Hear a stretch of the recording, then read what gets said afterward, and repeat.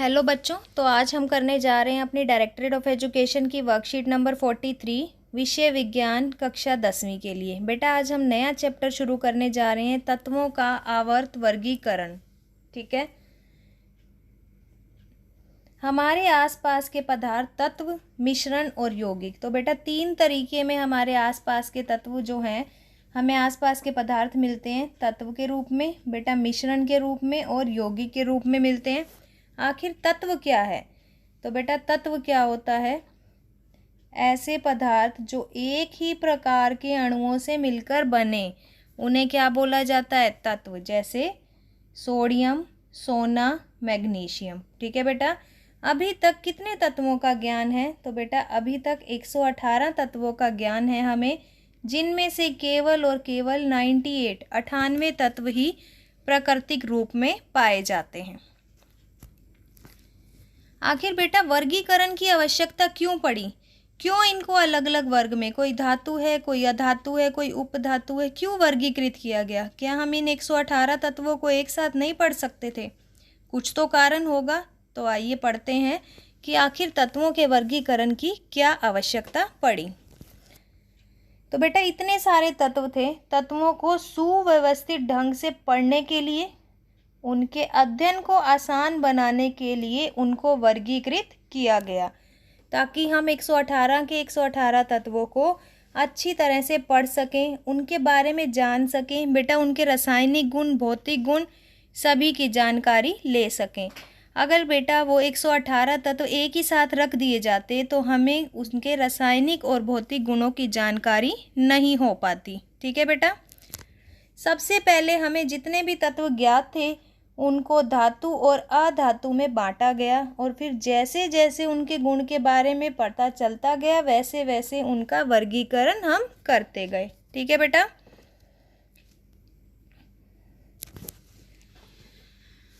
पहले देखिए यहाँ पर आए हैं डोबेराइनर। तो बेटा डोबेराइनर का त्रिक, आखिर डोबेराइनर का त्रिक क्या था? क्या बताया डोबेराइनर ने?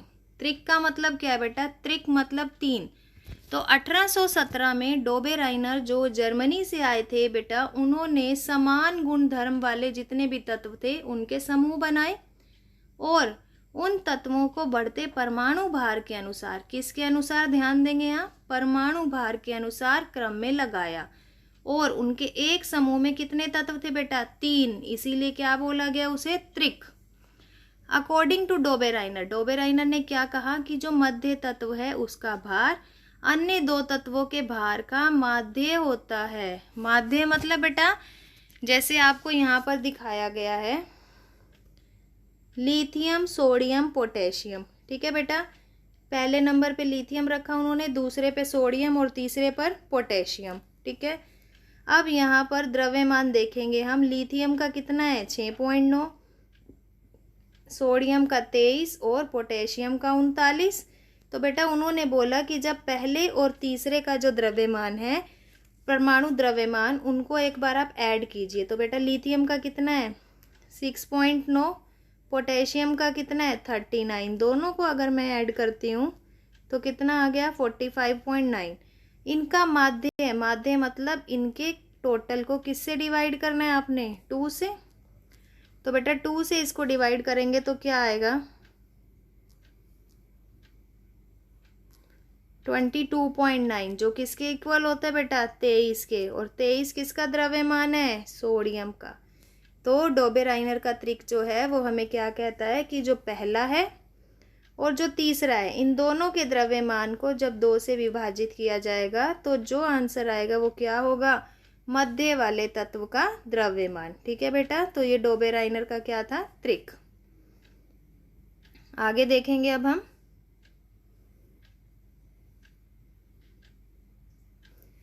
सीमाएं, डोबेराइनर की कुछ सीमाएं भी थी बेटा। क्या कमियां थी? सीमाएं मतलब कमियां। डोबेराइनर जो है उस समय तक के ज्ञात तत्वों में केवल कितने त्रिक बना पाए? 3 ही त्रिक ज्ञात कर सकते थे, इसीलिए उनकी पद्धति सफल नहीं रही। फिर डोबेराइनर के बाद आए थे बेटा न्यूलैंड। न्यूलैंड ने सिद्धांत दिया अष्टक। त्रिक मतलब कितने तत्वों की जानकारी थी? 3। और अष्टक का मतलब क्या है बेटा? कितने तत्वों के बारे में बताया इन्होंने हमें? 8। अष्टक मतलब 8। तो अब हम चलते हैं कि आखिर डोबेराइनर न्यूलैंड का अष्टक सिद्धांत क्या था। न्यूलैंड ने तत्वों को बढ़ते परमाणु भार के क्रम में व्यवस्थित तो पाया कि प्रत्येक 8वें तत्व का गुण पहले तत्व के समान है। तो बेटा ये इनका था अष्टक का सिद्धांत कि पहले वाला जो तत्व है वो 8वें तत्व के साथ क्या करेगा, अपने गुणों को समान करेगा। उन्होंने इसकी तुलना किससे की बेटा, संगीत के अष्टक से की थी, इसीलिए इसे अष्टक का सिद्धांत कहा गया। लिथियम और सोडियम, तो यहाँ पर आप देखेंगे टेबल के अंदर आपको लिथियम दिखाई दे रहा है बेटा। लिथियम की तुलना किससे की उन्होंने, सोडियम से, क्योंकि पहला अगर लिथियम मानते हैं हम तो दूसरा, तीसरा, चौथा, पांचवा, छठा, सातवां, आठवां, 8वें नंबर पे क्या आया बेटा, सोडियम। तो पहले और 8वें के गुण क्या होंगे, समान होंगे। इनके भी मॉडल की कुछ सीमाएं थी, कुछ कमियां थी बेटा। क्या कमियां रह गई इनके मॉडल में, पहला, अष्टक का जो नियम है वो केवल हल्के तत्वों तक यानी 20 नंबर कैल्शियम तक ही लागू होता है। दूसरा, जितने भी नए तत्व थे बेटा वो इनके अष्टक में फिट नहीं बैठे। तीसरा, इन्होंने कई जगह पर सारणी में 2 तत्वों को एक साथ रख दिया। तो दिख रहा है बेटा आपको, यहाँ पर भी इन्होंने 2 तत्वों को एक साथ रखा है, यहाँ पर भी। तो जब इनसे इसका कारण पूछा गया तो इन्होंने वो एक्सप्लेन नहीं किया। तो बेटा ये भी इनकी सारणी की एक कमी थी। ठीक है, तो आइए अब इसका क्वेश्चन करते हैं हम। फर्स्ट, तत्वों को वर्गीकरण की आवश्यकता क्यों थी। अभी हमने पढ़ा बेटा ये, तो फर्स्ट क्वेश्चन का आंसर आपका ये रहेगा। पहला पॉइंट आप ये बनाएंगे और दूसरा पॉइंट आप ये बनाएंगे। ठीक है, सेकंड क्वेश्चन देखिए। ऐसे 3 तत्व जो डोबेराइनर के त्रिक को दर्शाते हैं। तो बेटा ये आपका सेकंड का आंसर रहेगा, लिथियम, सोडियम और पोटेशियम। न्यूलैंड के तत्वों को 8 तत्वों की क्षितिज पंक्तियों में विभक्त किया गया। तो बेटा ये सत्य है या असत्य, तत्वों को क्षितिज पंक्तियों में बनाया था, नहीं, तो क्या आएगा, असत्य। न्यूलैंड के अष्टक नियम की 2 सीमाएं लिखिए। तो बेटा ये फोर्थ आंसर हो गया। आप यहाँ से कोई भी 2 सीमाएं लिख सकते हैं। लास्ट क्वेश्चन देखेंगे। नीचे दिए गए तत्व के समूह डोबेराइनर के त्रिक के रूप में वर्गीकृत किए जा सकते हैं। अपने उत्तर को सत्यापित कीजिए। तो बेटा हम यहाँ पर वैल्यू निकालेंगे। पहला आपको दिया हुआ है सोडियम, दूसरे नंबर पर दिया है बेटा सिलिकॉन, तीसरे नंबर पे दिया है Cl। अगर मैं इसे त्रिक बनाना चाहती हूँ तो मुझे देखना पड़ेगा कि जो मेरे पास सोडियम है उसका मास आपको दिया हुआ है बेटा, कितना द्रव्यमान है, 23। सिलिकॉन का दिया हुआ है आपको 28 और क्लोरीन का आपको दिया हुआ है 35। ठीक है बेटा, मुझे चेक करना है अब इसका द्रव्यमान। कैसे चेक करूँगी मैं, सोडियम का जो द्रव्यमान है और क्लोरीन का जो द्रव्यमान है, इन दोनों का क्या निकालूंगी, माध्य। कितना है बेटा ये, 58/2 यानी कि 29। इसका मतलब सिलिकॉन का जो है आंसर वो 29 होना चाहिए, लेकिन सिलिकॉन का आंसर हमें क्या दिया हुआ है बेटा, 28। और 28 और 29 बराबर नहीं होते। तो हम कहेंगे कि यहाँ पर जो सोडियम, सिलिकॉन और क्लोरीन है यह अष्टक को फॉलो नहीं करता।